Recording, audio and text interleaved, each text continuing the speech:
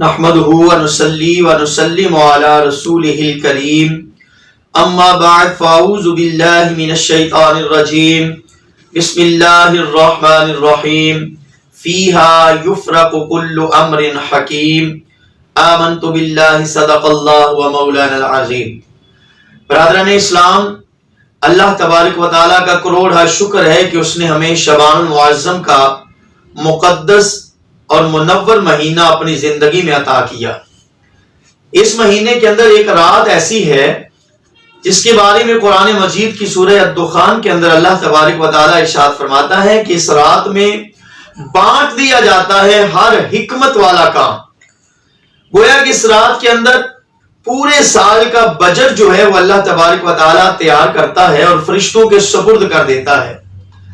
ایک حدیث پاک کا مفہوم ہے، نبی کریم صلی اللہ علیہ وآلہ وسلم ماہ شعبان کے اندر کثرت کے ساتھ روزے رکھتے تھے۔ صحابہ نے عرض کیا، یا رسول اللہ، اس مہینے کے اندر روزے رکھنے کی وجہ کیا ہے؟ تو اللہ کے نبی صلی اللہ علیہ وآلہ وسلم نے ارشاد فرمایا، صحابہ، یہ مہینہ وہ ہے کہ جس مہینے کے اندر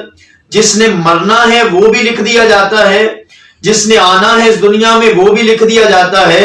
تو میں اس لیے روزے رکھتا ہوں تاکہ جب میرا موت کا پروانہ لکھا جا رہا ہو، موت کا پروانہ جاری کیا جا رہا ہو، تو میں چاہتا ہوں کہ میں اس وقت روزے کی حالت میں ہوں۔ گویا کہ اس حدیث پاک سے یہ بات واضح ہو گئی کہ اس رات یا اس مہینے کے اندر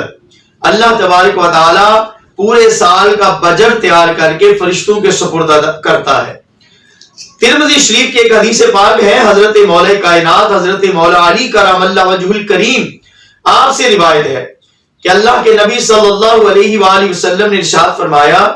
شعبان کی 15ویں رات جسے شب برات کہتے ہیں، جب یہ رات تمہیں نصیب ہو جائے تو اس رات میں جاگا کرو، اللہ کی عبادت کیا کرو، ریاضت کیا کرو، اللہ کے آگے گریہ وزاری کیا کرو، اپنے گناہوں کی معافی اور استغفار مانگا کرو،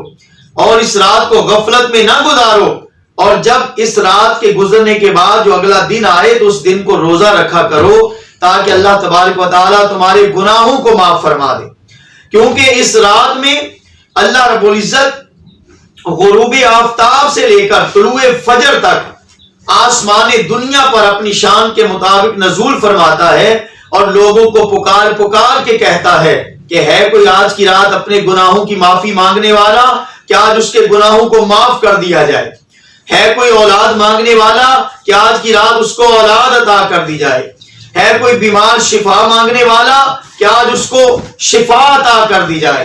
گویا کہ یہ پکار، یہ صدا، یہ ندا جو ہے اللہ تبارک و تعالی طلوع فجر تک جاری رکھتا ہے۔ تو آپ خوش نصیب ہوتے ہیں وہ لوگ کہ جو اس رات میں شب برات میں اللہ تبارک و تعالیٰ کی بارگاہ سے مانگتے ہیں، گناہوں کی معافی مانگتے ہیں۔ اس رات کی برکت کے لیے میں آپ کو ایک نزہۃ المجالس کے اندر ایک حکایت ہے، ایک روایت ہے، وہ آپ کے سامنے میں پیش کروں گا، اس کو سنیے گا اور اس رات کی برکت اور عظمت کا اندازہ لگائیے گا کہ اس رات کی عظمت کیا ہے، برکت کیا ہے۔ حضرت عیسیٰ علیہ نبینا علیہ السلام ایک دن ایک پہاڑ کے قریب سے گزرے، آپ نے دیکھا کہ اس پہاڑ پر ایک سفید رنگ کا خوبصورت پتھر پڑا ہوا ہے۔ آپ نے اس پتھر کی سفیدی کو دیکھا، چمک کو دیکھا تو حیران ہو گئے۔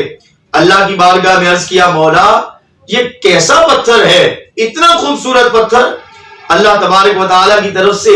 وحی آتی ہے، عیسیٰ اگر تم چاہو تو میں تمہیں اس سے بھی زیادہ حیران کن بات بتاؤں۔ تو عرض کی، مولا بتائیے۔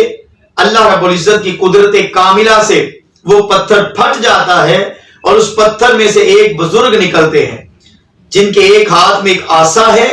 ایک لکڑی کا ڈنڈا ہے اور دوسرے ہاتھ میں انگوروں کا خوشہ ہے، انگوروں کا گچھا ہے۔ حضرت عیسیٰ علیہ السلام اور حیران ہو گئے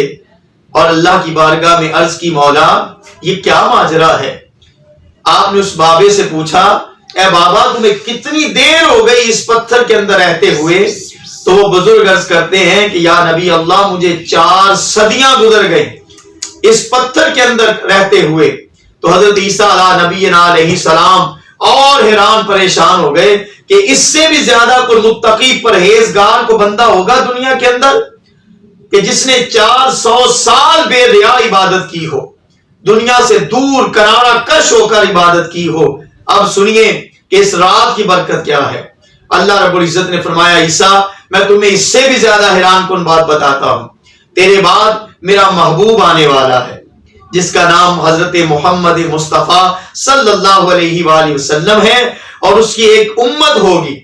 اس امت کو میں ایک رات ایسی عطا کروں گا جو شعبان کی 15ویں رات ہے، جسے شب برات کہیں گے۔ جو میرے محبوب کا امتی اس رات میں 2 رکعت نماز نفل ادا کرے گا، اللہ رب العزت اس بابے کی 400 سال کی عبادت سے زیادہ اس کو ثواب عطا فرمائے گا۔ یہ اس رات کی فضیلت ہے میرے بھائیوں، اس رات کی برکت ہے۔ حضرت عیسیٰ علیہ السلام اللہ کی بارگاہ میں عرض کرتے ہیں مولا تم مجھے بھی اپنے محبوب کی امت میں پیدا فرما دے، کہ اس امت کتنی شان ہے۔ اس لیے میرے بھائیوں آج کی رات جو شعبان کی 15ویں رات ہماری زندگی میں چند لمحوں کے بعد آنے والی ہے، اس ویڈیو کو بنانے کا مقصد یہ ہے کہ ہمیں اس رات کی برکت اور عظمت کا اندازہ ہو جائے کہ یہ رات کوئی عام رات نہیں ہے، یہ خاص الخاص رات ہے، خاص راتوں میں سے خاص رات ہے۔ حضور نے فرمایا